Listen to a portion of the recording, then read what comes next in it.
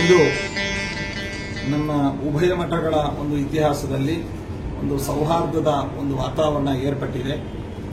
ಜೊತೆಗೆ ಭಾರತದ ಸರ್ವೋಚ್ಚ ನ್ಯಾಯಾಲಯದ ಸೂಚನೆ ಮೇರೆಗೆ ನಮ್ಮ ಮಠಕ್ಕೂ ಉತ್ತರಾದಿ ಮಠಕ್ಕೂ ಇರುವಂತಹ ವಿಚಾರಗಳ ವಿವಾದ ಕುರಿತು ಸಾಮರಸ್ಯದ ಪರಿಷ್ಕಾರಕ್ಕೆ ಇವತ್ತು ಮಾತುಕತೆ ನಡೆದಿದೆ. ಅದು ಕ್ರಮಕ್ರಮವಾಗಿ ಆದಷ್ಟು ಬೇಗ ಒಳ್ಳೆ ರೀತಿಯಲ್ಲಿ ಪರಿಹಾರವಾಗಿ ಸಮಾಜಕ್ಕೆ ಉತ್ತಮ ಸಂದೇಶವನ್ನು ನೀಡುತ್ತೆ ಅಂತ ನಾವು ದೇವರಲ್ಲಿ ಪ್ರಾರ್ಥನೆ ಮಾಡ್ತಾ ಎಲ್ಲರಿಗೂ ಶುಭವನ್ನು ಕೋರ್ತಾ ಇದ್ದೇವೆ.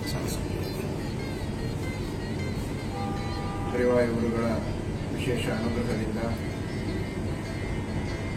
ಉತ್ತರಾದಿ ಮಠ ಹಾಗೂ ರಾಘವೇಂದ್ರ ಮಠದ ನಡುವಿನ ಅನೇಕ ದಿನಗಳ ರಾಜ್ಯಕ್ಕೆ ಒಂದು ಪರಿಷ್ಕಾರವನ್ನು ಮಾಡಿ ಒಳ್ಳೆಯ ರೀತಿಯಿಂದ ಎಲ್ಲರೂ ಒಟ್ಟಾಗಿ ಇರುವ ರೀತಿಯಲ್ಲಿ ಸಮಸ್ಯೆಯ ಪರಿಷ್ಕಾರದ ದಾರಿಯಲ್ಲಿ ವಿಶೇಷವಾದ ಪ್ರಯತ್ನ ಸರ್ವೋಚ್ಚ ನ್ಯಾಯಾಲಯದ ಆದೇಶದ ಅಡಿಯಲ್ಲಿ ನಡೀತಾ ಇದೆ.